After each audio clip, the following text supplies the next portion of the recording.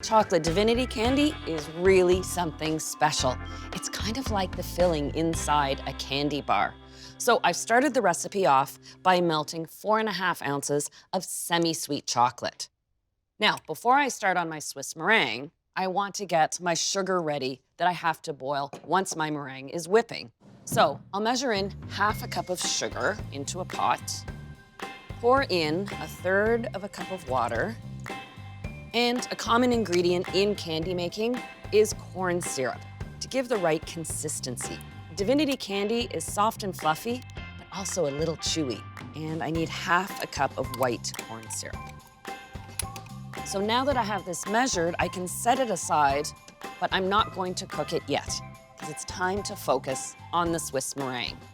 I have 2 egg whites, and to that, I'll add 1/2 cup of sugar. So this Swiss meringue is still light and fluffy, but it's sweeter than the meringue I made for those Swiss meringue gems. All right, that was just a pinch of salt.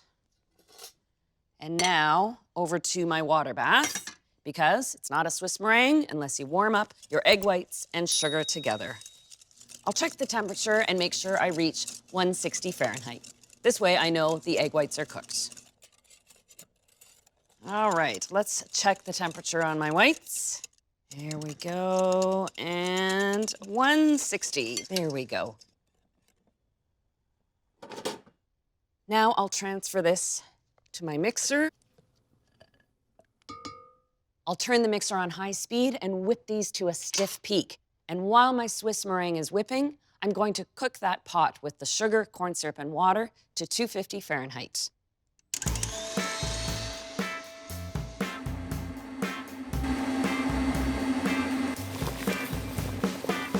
There we go. I've hit 250 on my sugar, and now with the mixer on a medium speed, I'm gonna pour it down the sides of the bowl so the mixer picks up the sugar. Do this carefully.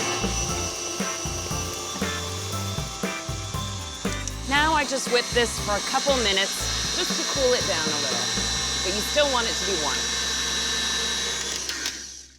You can tell that your Swiss meringue is starting to cool when it starts pulling away from the sides, almost like elastic bands. Then you know it's time to add the chocolate.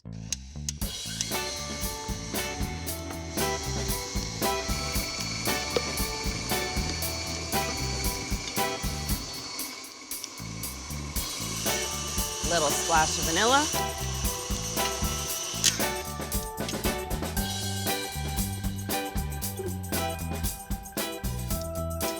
It's fluffy, but yet stretchy at the same time. Now this is ready for my pan. I've taken a loaf pan, greased it, lined it with parchment, and then I greased the parchment too. That way, I know this divine candy won't stick.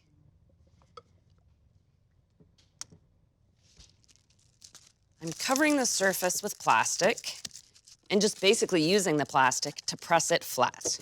Now I set this aside to cool at room temperature, and I give it about 3 hours. Once it's cooled, then you can portion it up. Look at that. It looks like a giant candy bar. Tray with a cooling rack. And then for the finishing touch for my Divinity candies, I'm gonna roll them in cocoa powder. That way you get that hint of chocolate bitterness against the soft, sweet filling. Now, I think I'm going to cut diamond shapes.